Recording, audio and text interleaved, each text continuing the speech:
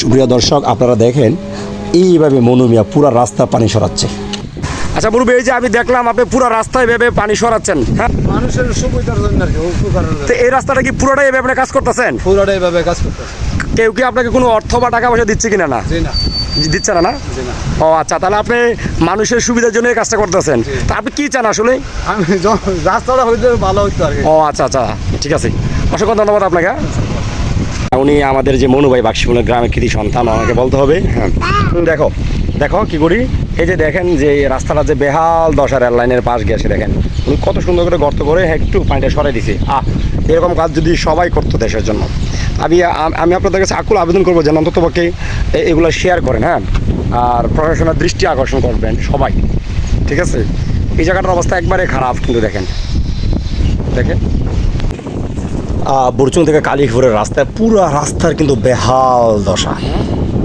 এই পেছনের ব্যাকগ্রাউন্ড আমি দেখাইলাম, আপনারা দেখছেন যে রাস্তাটার পাশে কি কত সুন্দর গর্ত করে চিকন করে, হ্যাঁ, পানিটা এসে দিচ্ছে, অনেক বড় গর্ত, অনেকে জানেও না এই গর্তটা সম্পর্কে। তো পুরো ভিডিওটা সবাই শেয়ার করে দেবেন এবং খুব দ্রুত যেন কাজ হয় সবাই শেয়ার করবেন, সঙ্গে থাকুন। দেখেন কতটা ঝুঁকি নিয়ে যে গর্ত আছে জানেও না, যাচ্ছে কিন্তু বার হয়ে ওই যে চিকন করে পানিটা সরে দিচ্ছে মনু ভাইয়ে। দর্শক, আমি আপনাদেরকে, আপনার নামটা কি যে? সুপ্রিয় দর্শক, আমি যাকে দেখাচ্ছিলাম তিনি হচ্ছেন মনু মিয়া। তিনি বাক্সমুলের একজন কৃতি সন্তান। আপনি দেখেন আমাদের রেললাইন থেকে কালিকার পুরো রাস্তাটা যে বেহাল দশা, আমি আপনাদেরকে দেখাচ্ছিলাম। ওনার একটা বক্তব্য নিয়েছি, আপনারা দেখেছেন।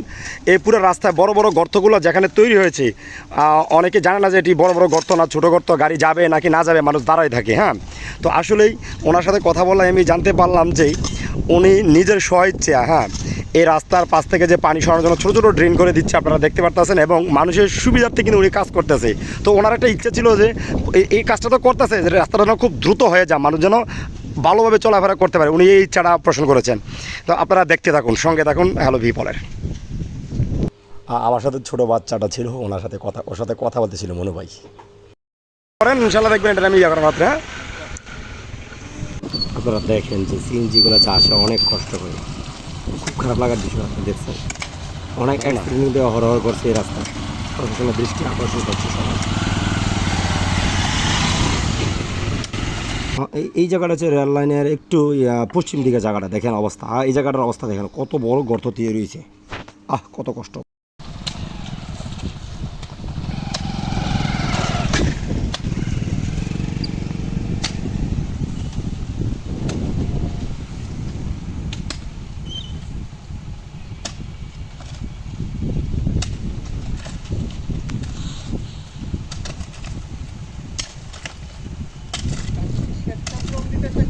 স্বেচ্ছায় দেখতেছি তো।